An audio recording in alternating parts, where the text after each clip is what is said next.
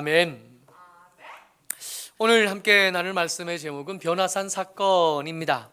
이 변화산 사건 우리가 여러 번 들었고 익히 잘 아는 말씀이에요. 변화산 사건에 등장하는 다른 본문에서 볼 수 없는 몇 가지 특징적인 것들이 나타나는데, 오늘 우리 읽은 본문 2절에 보면 엿새후라고 시작을 합니다.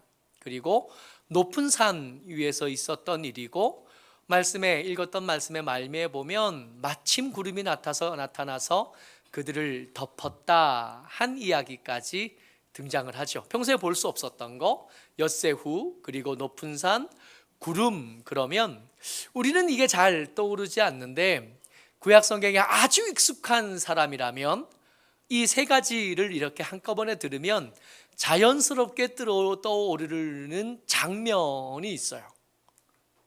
출애굽기 24장 16절 말씀입니다. 같이 읽어요. 시작. 여호와의 영광이 시내산 위에 머무르고 엿새 동안 산을 가리더니 일곱째 날에 여호와께서 구름 가운데서 모세를 부르시니라. 지금 금방 읽었던 출애굽기 24장 16절에 보면 좀 전에 말했던 변화산에서 등장했던 다른 말씀에서 보기 쉽지 않은 세 가지가 다 등장해요. 엿새가 등장을 했고요. 지금 이 일이 높은 산 위에서, 시내산 위에서 있잖아요. 높은 산 등장했고요. 그리고 여호와의 구름이 그들 가운데서 있었다 한 이야기를 듣습니다. 그러니까 우리는 변화산 이야기를 들으면 그날 특별한 일이 있었나 보다 하고 듣지만, 구약 성경에 익숙한 사람들은 이 변화산 이야기를 들으면 그때랑 똑같네. 그때 하나님께서 이스라엘 백성들을 구원하셔서 바쁜 걸음을 걸어 시내산에 도착하신 다음에 가장 열심히 하신 일이 뭐냐면 백성들을 설득해서 그들과 언약을 맺는 일입니다. 하나님이 백성들을 꼬신 거예요. 이 사람들을 완고하고 이 사람들을 미련해서 잘 안 넘어오는 거예요. 그 큰 힘을 보여줘도, 그 큰 능력을 보여줘도 우리 같으면, 지금 생각 같으면 강물이 피물로 바뀌고 개구리가 덮이고 하늘에서 불이 떨어지고 그들이 천지를 주관하는 신이라고 알던 그 해가 빛을 잃는 것을 보면 그 일을 베풀어 주신 하나님께서 가자 그러시면 아멘 하고 얼른 따라갈 것 같은데, 이 사람들은 안 그랬던, 억지로 따라왔는데 그 따라오는 그 시간도 결코 그렇게 순종하는 모습 아니었던, 때마다 불평하고 때마다 원망하고 때마다 엉덩이를 뒤로 쭉 빼놓고 한 걸음 걷기가 그렇게 어려워하는, 지금 시내산까지 도착하는데 3개월 걸리거든요. 그 3개월 안에 이런 일이 다 있었습니다. 그 완고하고 잘 설득되지 않고 꼬셔지지 않는 사람들 기어코 설득하고 꼬셔내셔서 언약을 맺어주신 거예요. 나는 지금부터 너희들의 하나님이다. 너희는 애굽에 종살이 하던 너희는 이제 없고, 세상 것들에 주눅들어 살던 이제 그런 너희는 없고, 지금부터는 내 백성이다. 이 언약을 맺으셔요. 그리고 그 언약 맺으신 것을 씁니다. 말로 한 것들 믿을 수 없잖아요. 계약서를 만들어야죠. 언약서를 만듭니다. 이 언약서에 기록된 것들을 확인합니다. 회의를 마치면 반드시 회의록이 기록돼야 되고, 그 회의록에 뭐가 기록됐는지 확인해야 되는 거죠. 언약서가 완성된 다음에 백성들 앞에서 이 언약서를 읽습니다. 니들이 말한 거 맞느냐? 내가 요구한 것들을 기억했느냐? 너희들이 내게 요구할 수 있는 권리들을 확인했느냐? 백성들에게 다 하나하나 읽혀서 확인합니다. 그런 다음에 이제 언약이 완성된 거예요. 백성들이 그 언약서의 내용을 다 들은 다음에 아멘 한 뒤에 언약이 마무리되었습니다. 근데 그 언약이 마무리되고 나니까 하나님께서 백성들 중에 대표들 몇 명을 당신이 계신 곳으로 초청하셔요.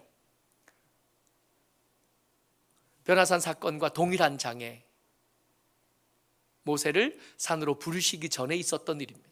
24장 9절부터 11절까지 같이 읽어요. 시작. 모세와 아론과 나답과 아비후와 이스라엘 장로 70인이 올라가서 이스라엘의 하나님을 보니 그의 발 아래에는 청옥을 편듯하고 하늘같이 청명하더라. 하나님이 이스라엘 자손들의 존귀한 자들에게 손을 대지 아니하셨고 그들은 하나님을 뵙고 먹고 마셨더라. 여러분들, 우리가 이 뒤에, 이 출애굽기 24장 그 뒤에 있었던 사건 하나를 아는데, 백성들이 하나님을 배신한 일들이 생깁니다. 금송아지 만들어서 그 금송아지를 섬기는 일들이 생겼거든요. 근데 그 일이 생기고 난 다음에 겨우 봉합하기는 하지만 이 봉합된 것이 불완전한 거예요. 그러니까 모세가 불안합니다. 하나님, 이들과 함께 하겠다는 약속을 제게 보여주십시오. 하나님이 나를 만나 주십시오. 내가 하나님을 볼 수 있게 해주시면 하나님께서 이 백성들과 여전히 함께 계신다는 걸 제가 믿을 수 있겠습니다. 하나님, 제가 봐야겠습니다. 그랬더니 하나님께서 뭐라 그러시냐면, 나를 그냥 만날 수는 없어. 나를 그냥 만날 수 없으니까 여기 바위터에 잠깐 숨어 있다가 내가 너를 덮고 지나간 뒤에 내 뒷모습만 잠깐 보게 해줄게. 그런 장면을 우리가 기억하잖아요. 근데 이 장면을 너무 잘 기억하는 우리에게 이 출애굽기 24장 말씀은 이해가 잘 안 됩니다. 모세와 아론과 나답과 아비후와 뿐만 아니라 장로님들 70명이 하나님을 뵙고 먹고 마셨다는 거예요. 이 말씀 이후에 하나님께서 모세를 부르셨고 엿새 동안 그 산 위에서 구름이 그들 가운데 있었다는 장면들이 우리가 읽어냈던 겁니다. 그러니까 우리는 이게 잘 떠오르지 않으나 구약성경 출애굽기에 익숙한 사람들이라면 변화산 사건을 읽을 때, 이 변화산 사건과 시내산 사건에는 공통점이 있구나. 아직 때가 안 됐고 아직 충분히 허락받은 것은 아니나 하나님께서 백성들의 하나님이 되신 것이 기분 좋으셨다. 백성들이 드디어 당신에게 설득되어져서 당신의 백성으로 살겠다고 말해주고 도장을 찍어준 것에 대해서 하나님이 기꺼우셨던 겁니다. 좀 기분이 좋은 게 아니라 많이 좋으셨던 거예요. 그래서 특별한 은혜를, 모세에게도 그냥 허락해 주실 수 없었던 은혜를 이 백성들의 존귀한 자들에게 허락하신 겁니다. 사실은 이 상황에 걸맞지 않고 앞으로 백성들이 저지를 그 믿음 없음, 그 거역함을 생각한다면 감히 꿈꿀 수도 없는 은혜입니다. 하나님을 뵙는 거예요. 그와 함께 먹고 그와 함께 있어 보는 겁니다. 하나님의 나라. 시내산에서 이 세 사람이 뭘 경험하냐 하면, 이 변화산에서 이 야고보와 요한과 베드로가 뭘 경험하냐 하면, 시내산에서 함께 하셨던 하나님이 지금 우리와 함께 계시는구나. 예수님을 모시고 올라왔는데 사실은 우리가 예수님을 모시고 올라온 게 아니라 하나님을 뵈러 온 거고, 예수님이 우리가 그저 조금 알게 된 그 정도의 사람이 아니구나 하는 확신을 얻는 순간입니다. 오늘은 이 변화산에 있어서, 변화산에서 하나님께서 여러분들 같이 이 제자들에게 말해주고 싶었던 것들 몇 가지를 좀 살펴보려고 합니다. 엿새후잖아요. 엿새후. 그러니까 이 엿새후라는 단어를 쓴 것은 엿새 전에 있었던 사건과 지금 엿새후, 지금 높은 산에서 있는 사건은 떨어진 다른 사건이 아니라 연결된 사건이라는 겁니다. 엿새전에 무슨 일이 있었냐 하면, 사람들이 나를 누구라고 하느냐 예수님 물어보셨던 거예요. 그래서 사람들이 뭐라 그랬냐 하면 선지자 중에 한 명이라고 합니다. 죽었던 엘리야가 다시 살아난 거라고 합니다. 그럼 너희는 나를 누구라고 하느냐? 주는 그리스도십니다. 마가는 그 베드로의 고백을 길고 장하게 써주지 않아요. 베드로가 얼마나 도드라지는 걸 마가는 원하지 않았던 겁니다. 단순하게 주는 그리스도십니다 라고 담백하게 쓰고 말아요. 심화학습이라는 게 있잖아요. 수학 시간에 이렇게 쉬운 걸 좀 배우고 나면 이게 끝난 게 아니라 이게 그 다음 게 있잖아요. 이걸 좀 잘 설명해 보려고 수학책을 좀 뒤집어 보려고 그러다가 포기했어요. 고등학교 때도 안 됐던 수학 공부가 지금이라도 되겠나 하는 생각. 그런 거 있잖아요. 왜? 기본적인 거 배우고 나면 이것을 기초로 해서 한 걸음 더 깊이 들어가는 거 있잖아요. 예수님에 대해서 알았습니다. 단순히 선지자가 아니라는 것, 엘리야의 환생이 아니라는 것을 알았어요. 그리고 베드로의 고백을 통해서 예수가 그리스도시라는 것을 알았습니다. 근데 이것으로 부족한 거예요. 이것에 대해서 더 깊은 것을 말씀하고 싶으십니다. 어디서요? 이 변화산에서. 같이 읽습니다. 9장 3절 4절 말씀이에요. 같이요. 시작. 그 옷이 광채가 나며 세상에서 빨래하는 자가 그렇게 희게 할 수 없을 만큼 매우 희어졌더라. 이에 엘리야가 모세와 함께 그들에게 나타나 예수와 더불어 말하거늘. 먼저 이 제자들의 시선을 확 끌어당기고 싶은 거예요. 오늘 예배 전에 시선이라는 찬양이 참 감사했고, 또 예배 중에 우리 남성 듀엣의 찬양이 참 감사했는데, 특별히 마지막 고음이 제대로 올라가지 않은 것에 대해서 참 고마운 게, 이때쯤 되면 11시 한 10분에서 15분 사이쯤 되면 조금 일찍 일어나는 사람이 졸릴 때쯤이 돼요. 11시가 정신이 산만해지고 마음이 좀 흐트러질 때가 됩니다. 그때 고음이 우리의 정신을 깨워줍니다. 앞에 찬양이, 설교하기 전에 예와 하나를 꼭 하는 사람들, 그 목사님들의 이유가 뭐냐 하면 시선을 좀 모으고 싶은 겁니다. 흩어진 마음, 딴 데가 있는 마음을 좀 모으고 싶은 거예요. 하나님께서 이 변화산에서 뭘 보여주시냐면 그 옷에서 광채가 나는 거예요. 잘 보세요. 광채는 얼굴에서 났습니까? 옷에서 났습니까? 옷에서 났어요. 옷에서. 예수님의 옷은 특별합니까? 모세의 지팡이가 특별했던 것처럼 그런 거예요? 아니요. 딴 데 보지 말라고. 집중하라고. 지금부터 나타날 일, 지금부터 들리는 소리에 산만해지지 말라고. 그리고 두 사람이 나타난 겁니다. 한 사람은 엘리야. 엘리야 그러면 우리는 엘리야인가 보다 하지만 엘리야는 모든 선지자들의 대표인 거예요. 선지자들이 하는 일이 있잖아요. 하나님의 말씀을 백성들에게 전해주는 사람. 근데 이 선지자라는 사람이 하나님의 말씀을 백성들에게 전하지만 하나님의 말씀이라는 게 매번 백성들에게 환영받지 못하잖아요.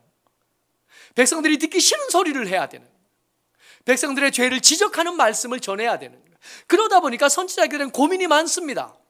내가 이 말씀을 전하면 저들이 날 싫어할 텐데, 내가 이 말씀을 전하면 저들이 내게 분노할 텐데, 차마 하나님께는 분노하지 못하던 저들이 육신을 입은 나에게는 마음껏 분노할 텐데, 맞아 죽은 사람들이 많고 톱으로 켜서 죽은 사람들이 있고 갇힌 사람들이 많고 버려짐 받은 사람들이 많고, 그러니까 선지자들에게는 고민이 있는 거예요. 하나님이 전해주신 말씀을 어떻게 하면 저들이 화내지 않게 잘 말할까? 저들의 마음을 거스르지 않고 잘 말할까? 왜요? 자칫하면 죽으니까. 그래서 구약 성경에 많은 선지자들이 하나님의 말씀을 전하는 게 아니라 그들이 듣기 원하는 말씀을 전했습니다. 그래서 이상한 단어가 생겨났어요. 거짓 선지자예요. 선지자는 하나님의 말씀을 맡은 사람, 진리 하나님의 말씀을 맡은 사람. 근데 그 앞에요, 거짓. 그러니까 앞뒤가 하나도 안 맞는 말이에요. 모순만 앞뒤가 안 맞는 게 아니라 거짓 선지자라는 단어는 어울리지 않는 건데 그런 사람이 성경 속에 꽤 많이 등장한다는 걸 봅니다. 선지자 그러면 하나님의 말씀을 떠올리지만 사실은 그 선지자들의 충성스럽지 못하고 믿음 없음, 성실하지 못함 때문에 왜곡된 하나님의 말씀도 얼마든지 있었다는.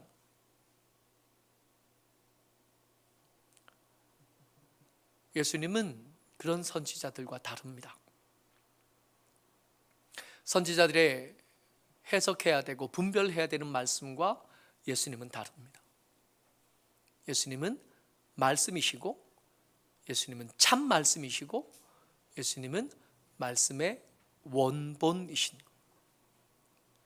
엘리야가 예수님을 가운데 두고 그 옆에 선 겁니다. 이 장면을 사람들에게 말하면 너희들이 들고 있는 말씀이 원본이 아니라 지금 너희들 가운데 서 계신 예수님이 원본이라는 것이 근거가 되어지는 장면. 모세가 등장했습니다. 모세는 율법의 상징이고, 지금 율법을 핑계로 사두개인들과 바리새인들이 예수님을 죽이고 싶어 하잖아요. 율법이 핑계가 돼서 예수님을 거절하고, 율법이 핑계가 돼서 예수님을 없이 하고 싶어하는 모든 사람들이 예수님을 모시고선 모세를 만나고 나면, 아, 내가 틀렸구나, 내가 잘못됐구나 인정할 수밖에 없게 될 겁니다. 예수님은 율법의 완성이신 거예요. 율법이 온전한 것이 아니라 예수님이 온전한 것이고, 예수님의 말씀이 만약에 율법을 거스른다고 생각한다면 둘 중에 하나를 선택해야 될 때 우리는 주저함 없이, 망설임 없이 예수님을 선택해야 되는 것.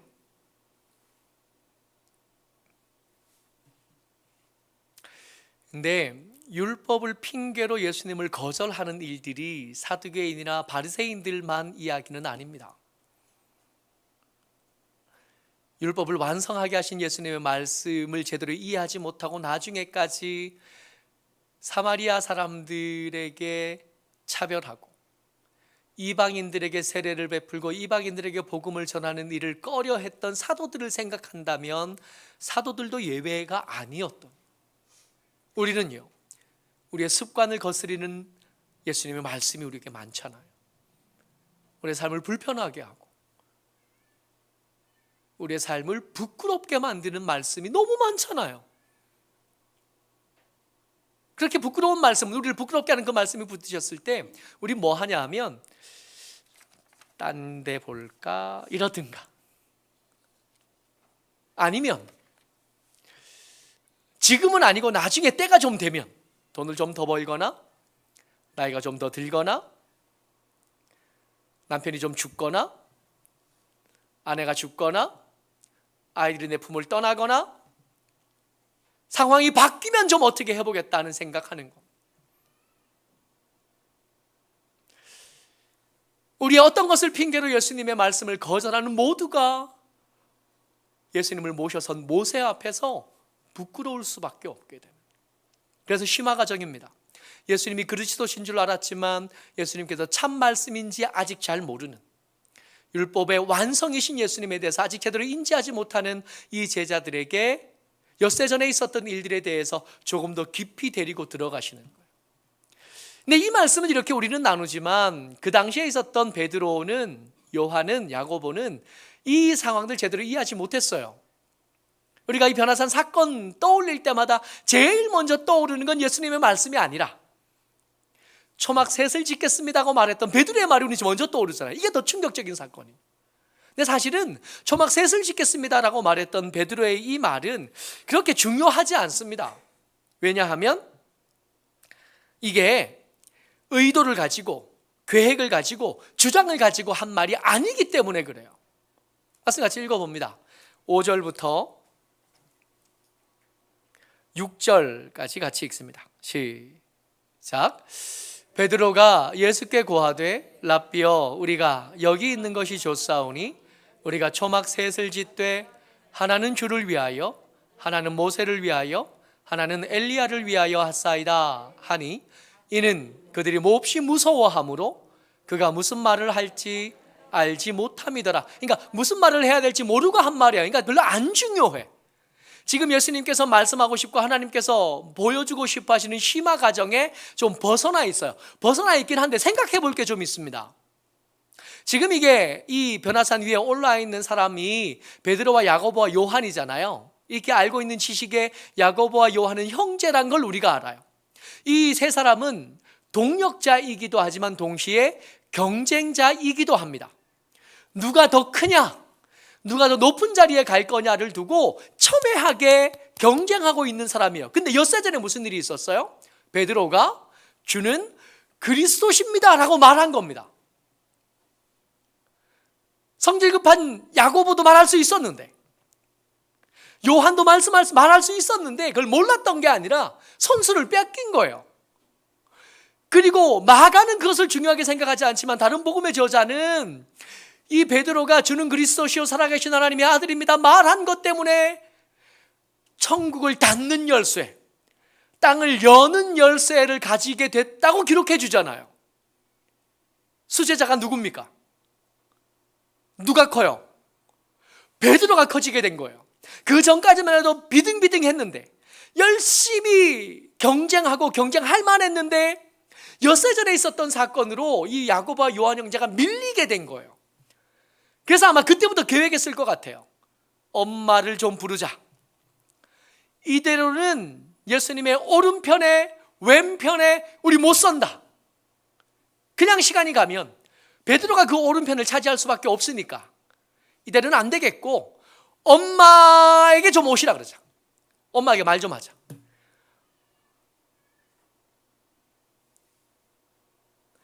경쟁하고 있던 사람들이 누가 크냐? 누가 높으냐? 누가 강하냐? 그것들로 경쟁하고 있던 이들이 예수님의 영광을 본 거예요. 그 높은 산에서 구름 가운데서 하나님의 영광을 본 겁니다. 근데 하나님의 영광을 보고 나니까 아무 생각이 안 나요. 아무 생각도 안 납니다. 무슨 말을 해야 될지도 모르겠고 뭐가 더 중요한 건지도 모르겠어요. 다만 여기가 좋아요.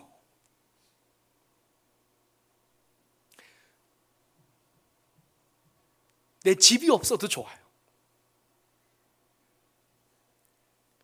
1등 그거 별거 아닌 것을 알았어요. 높지 않아도 크지 않고 강하지 않아도 된다는 걸 알았어요. 하나님의 영광이 그들 가운데 있고 심지어 예수님이 입은 그 옷에서도 광채가 나는 그 순간에 그거 별로 중요하지 않다는 걸 알았어요. 여러분, 우리가 이 땅 살면서 아귀다툼 하는 거 있잖아요. 그 아귀다툼을 통해서 우리가 얻고 싶은 게 있지. 그 경쟁을 통해서 반드시 우리가 가졌으면 좋겠다고 생각하는 거. 근데 그것들 혹시 말입니다, 하나님의 영광 앞에 딱 서고 나면 하나도 안 중요한 거, 그래도 좋은데 안 그래도 괜찮은 것들 아닐까요? 베드로가 마침 여러분 예수님께서 변화산에서 보여주신 그 영광이 전부는 아닐 거 아니에요. 그 전부를 베드로가, 그 아직도 부족한 베드로가, 야고보와 요한이 어떻게 감당하겠어요? 그 영광을 다 보여주신 거 아닙니다. 그 중에 아주 일부만, 작은 조각만 보여주실 뿐인데 그 작은 조각만 보고도 누가 크냐는 의미가 없었어요. 예수님 집만 있고 엘리야와 모세의 집만 있다면 나는 집 따위 없어도 거기 있기만 해도 좋다고 생각이 됩니다. 우리가 꼭 얻었으면 좋겠고 그거 없으면 하나님이 날 사랑하지 않는다고 지금 생각하는 그것들, 어쩌면 하나님의 영광 앞에 서고 나면 그때 그거 너무 조르지 말걸, 그때 그거 달라고 그거 안 주면 저 죽을 거예요, 그러지 말걸, 그거 없으면 죽을 것처럼 그렇게 매달리지 말걸. 온유가 지금은 그럴듯한데요, 3살 때였을 거예요. 시장을 지나가다가 안 그러는데 뭔지는 기억이 안 나요. 뭔지는 기억이 안 나는데 뭘 좀 사달라 그랬어요. 바닥에 들어 누웠잖아요. 그때 들어 누웠다가 온유 뒤지게 맞았어요. 그때 한 번만 그랬던 것 같아요. 그 뒤로 그런 일은 없었어요. 근데 지금요, 그게 뭔지 기억도 안 나. 뭐 때문에 그렇게 들어 누워서 싸웠는지 기억도 안 나. 우리 하이가요, 대전에 있을 때 우리 장모님이 어버이날 때 대전에 오셨어요. 그래서 이제 어버이날 수요예배를 마치고 늦게 마트 가서 이게 장모님 옷 한 벌을 사드려야지 그래서 사가지고 이렇게 오는데, 하이가 보기에 할머니 옷은 사는데 지 옷은 안 사거든요. 그런 일이 잘 없는데 마트를 갔는데 자기 건 아무것도 없고 할머니 것만 산 거예요. 그러니까 얘가 집에 오다가 조심스럽게 물어요. 아빠, 왜 우리 건 안 사고 할머니 것만 사? 그래서 우리가 열심히 자세히 자상하게 설명했죠. 오늘이 어버이날이라 어버이가 되신 할머니 옷만 산 거야. 그랬더니 가만히 있던 우리 아이가 그랬어요. 나도 어버이인데.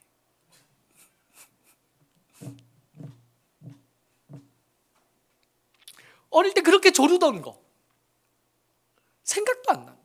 안 중요한 거예요. 지금 우리가 그렇게 안 달래는 그것들, 나중에 우리 하나님 앞에 가서 그 영광 앞에 서면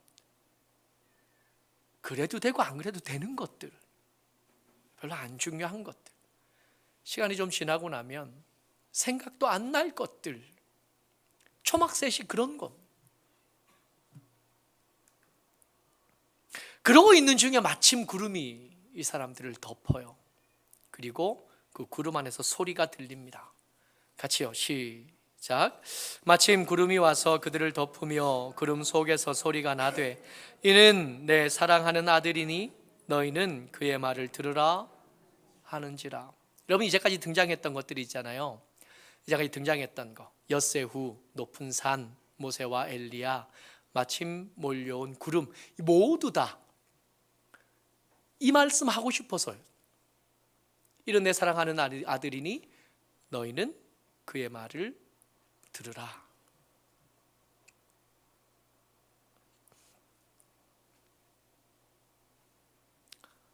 우리 정신없이 살다 보면 예수님도 놓쳐버려요. 정신없이 살다 보면 내가 예수 믿는 사람들인지 사람인지 그냥 세상을 살아가는 사람인지도 까먹어버리는, 세상이 각박해지고 메말라지면 내가 하나님의 사람인지 세상의 사람인지 잊어버려지는 때가 오는 겁니다.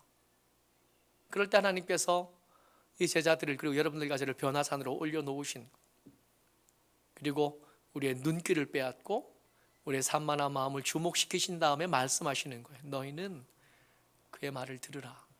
근데 이 말씀 끝나고 나서 산에서 내려오는데 이 산에서 있었던 일들에 대해서 예수님 제자들에게 뭐라 그러시냐면, 같이 한 번만 더 읽어요. 시작. 그들이 산에서 내려올 때에 예수께서 경고하시되 인자가 죽은 자 가운데서 살아날 때까지는 본 것을 아무에게도 이르지 말라 하시니, 주로 이런 경고들은 귀신에게 하셨어요. 마가복음에서 등장할 때 주로 귀신에게 하신 말씀인데 이때만큼은 제자들에게 말씀하십니다. 그러니까 아직 일이 이루어지기 전에 이 비밀 같은 정보들이 새어나가는 것에 대해서 거절하신 것처럼 보이기는 한데 가만히 생각해 보니까 그것만 아닌 것 같아요. 이거 떠벌릴 시간이 있는 게 아니라 골방이라도 처박혀서 가만히 생각 좀 해봐라. 너희가 예수님이 하려고 하시는 일, 예수님의 말씀에서 너희의 삶이 얼마나 멀리 떨어져 있는지 침잠해 가면서 좀 조용히 머물러 있어봐라. 떠벌리지 말고 가만히 생각 좀 해보자. 우리의 삶이 주의 말씀에서 얼마나 거리가 먼지, 예수님께서 하려고 하시는 일에서 우리가 얼마나 상관없이 살고 있는지, 성도라고 하고 하나님의 사람이라고 하고 하나님이 내 하나님이고 예수님이 내 그리스도라고 하면서 얼마나 상관없이 우리가 우리의 삶을 꾸려가고 있는지 가만히 좀 생각해 보죠. 모쪼록 저와 여러분들 주의 은혜로 이 변화산 사건의 이야기를 들으면서 우리가 좀 잠잠해서 우리의 산만한 시선들이, 우리의 정신없는 상황들과 우리의 마음들이 조용해졌으면 좋겠습니다.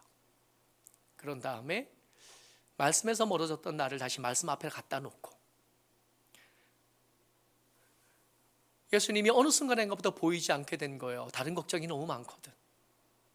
다른 염려들이 너무 많고 눈을 가리는 것들이 너무 많아서 예수님 어스름하게 보이게 된, 잠깐 멈춰서서 우리의 시선을 주께 맞추고, 주께 시선을 맞추냐고 잠깐 멈추어 서면 아까 찬양했던 그 가사처럼 주님께서 일하기 시작하실